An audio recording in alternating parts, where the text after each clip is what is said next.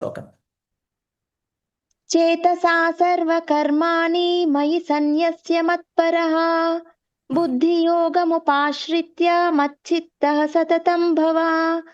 సమస్త కర్మలలో కేవలం నాపైననే ఆధారపడి సర్వదా నా రక్షణలో పనిచేయవలసింది. అట్టి భక్తియుత సేవలో పూర్తిగా నా భావనలో ఉన్నవాడివి కావలసింది.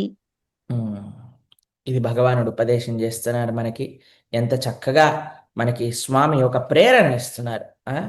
తర్వాత మనం ఒకసారి 61st శ్లోకం చదువుదాం.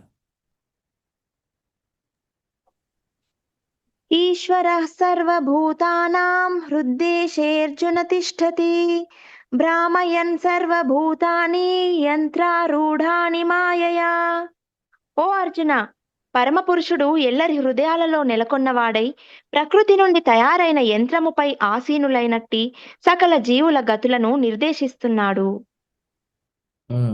ఇక్కడ చూడండి, అయ్యా ఈశ్వరుడు అందరి హృదయంలో ఉండి నిర్దేశిస్తున్నారు. ఆ ఈశ్వరుణ్ణి నువ్వు శరణాగతి చెయ్యి అంటే అర్జునుడు కన్ఫ్యూజన్లో ఉన్నాడండి.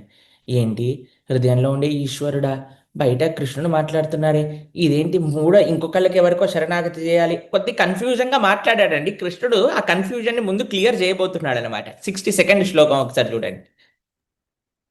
తమేవ శరణం గచ్చ సర్వభావేన భారత తత్ప్రసాదాత్ పరాం శాంతిం స్థానం ప్రాప్స్యసి శాశ్వతం. ఓ భరతవంశీయుడా, సంపూర్ణంగా అతనికే శరణు పొందుము.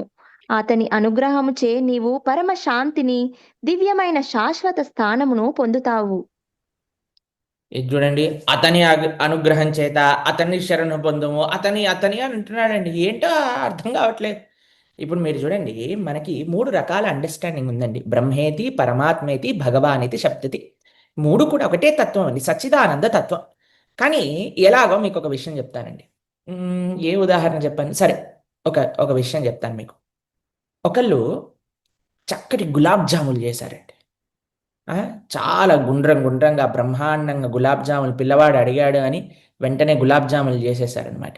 చేసేసి ఒక డబ్బాలో పెట్టారు, మొత్తం స్టీల్ డబ్బాలో. లోపల ఏముందని తెలియదండి. తర్వాత ఈయన ఏమో కళ్ళు మూసుకున్నాడు, ఇలా ఓపెన్ చేశారనమాట. వాసన వచ్చింది, చాలా అద్భుతమైన వాసన వచ్చింది. ఓకేనా. తర్వాత ఇంకో వాళ్ళ ముగ్గురు పిల్లలండి. అయితే ఫస్ట్ పిల్లవాడికి జస్ట్ వాసన చూపించారనమాట. నెక్స్ట్ పిల్లవాడికి ఏం చేశారు అని అంటే ఒక గ్లాస్ జార్లో పెట్టేసి మూత పెట్టేశారు. కానీ వాడికి కనిపిస్తుంది అనమాట, ఆహా లోపల ఇలా చక్కగా ఏవేవో గుండ్రంగా ఉన్నాయి, చాలా బాగుంది అని. తర్వాత ఓపెన్ చేశారు, వాసన వచ్చింది. దాని తర్వాత గులాబ్ జాములు ఎలా ఉంటాయో కనిపిస్తూ ఉంది. కానీ అందరికంటే చిన్న పిల్లవాడికి ఏం చేశారో తెలుసా అండి, ఫస్ట్ వాసన చూశాడు, తర్వాత గులాబ్ జామున్ చేతిలో పట్టుకున్నాడు, గో అని నోట్లో వేసుకున్నాడు. అమ్మయ్య అసలు ఎంత బాగుంది అంటే పక్కన ఇద్దరు ఇంకా అడుగుతున్నారు అనమాట, ఏంట్రా ఏం బాగుంది అని అంటే, తినలేదా మీరు అని అంటే, తినలేదు, వాసన చూసాము అని అన్నారు. కాబట్టి సచ్చిదానంద స్వరూపమైన ఆ భగవానుడు బ్రహ్మేతి పరమాత్మేతి, పరమాత్మ రూపంలో కూడా ఉన్నాడు, బ్రహ్మ రూపంలో ఉన్నాడు, భగవానుడి రూపంలో, శ్యామసుందరుడి యొక్క రూపంలో కూడా ఉన్నాడండి. స్వామి రూపంలో, స్వరూపంలో స్వామి ఉన్నాడు వైకుంఠాన్ని. ఈ 3 రకాలైన అండర్స్టాండింగ్స్. భగవానుడి యొక్క అండర్స్టాండింగ్ ఏంటంటే పరిపూర్ణమైన complete understanding. Smell, taste, form 3 తెలుసుకోవటం అనమాట. కాబట్టి ఇప్పుడు భగవానుడు ఆ వైపు నడిపిస్తూ ఉన్నాడు. 63వ శ్లోకం ఇక్కడ నుంచి చాలా స్వీట్ అండి, స్వీటెస్ట్ పార్ట్ ఆఫ్ భగవద్గీత. 63వ శ్లోకం ఒకసారి చదవండి. ఇతి తే జ్ఞానమాఖ్యాతం గుహ్యాద్ గుహ్యతరం మయా విమృశ్యైతదశేషేణ యథేచ్ఛసి తథా కురు. ఈ విధంగా నేను నీకు గుహ్యతరమైన జ్ఞానంను వివరించాను. దీనిని పూర్తిగా యోచించి తర్వాత నీవు కోరుకున్నది చేయవలసింది. చూడండి, ఇది భగవంతుడి యొక్క తత్వం. అయ్యా నేను ఎన్నో ముఖ్యమైన విషయాలు నీకు చెప్పాను, యథా ఇచ్చసి తథా కురు. ఇప్పుడు నువ్వు ఎలా చెయ్యాలనుకుంటే అలా చెయ్యి.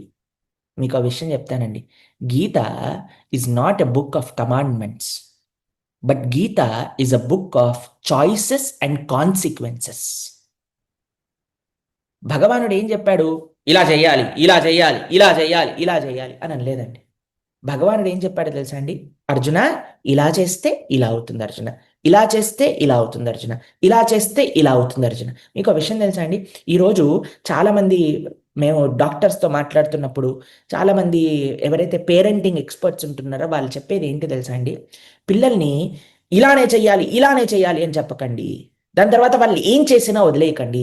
పిల్లలకి కూర్చోబెట్టి వాళ్ళకి ఒక మంచి అండర్‌స్టాండింగ్ ఇవ్వండి. నాన్న ఇది చేస్తే ఇదవుతుంది. ఇది చేస్తే ఇదవుతుంది. నిన్న మనం చూసాం కదండీ టీచర్లు ఎంత చక్కగా కూర్చోబెట్టి ఇద్దరు యాక్టింగ్ చేస్తున్నారు.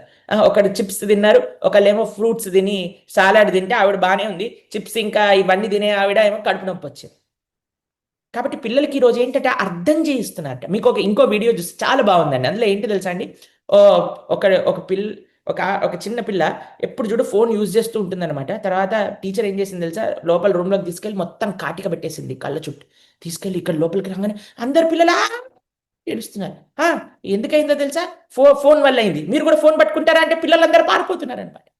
ఇంకో వీడియోలో ఏంటంటే అది ఏ దేశమో తెలీదు. పిల్లలందరిని కూర్చోబెట్టి ఒకాయనొచ్చి ఇలా గుర్తు తెలియని వ్యక్తి చాక్లెట్ ఇస్తాడు. వెంటనే చాక్లెట్ తీసుకోంగానే ఒక పెద్ద బ్యాగ్ తీసి ఆ బ్యాగ్‌లో ఆ చిన్న పిల్లవాడినేసి మూట కట్టుకొని ఇలా పట్టుకొని ఎళ్ళిపోతాడన్నమాట. తర్వాత పిల్లలందరూ ఏం చూస్తారు. మళ్ళీ ఆ వ్యక్తి లోపలికొచ్చి చాక్లెట్ ఇవ్వంగానే అందరూ పారిపోతారు అక్కడి నుంచి. ఏంటో తెలుసా అండి?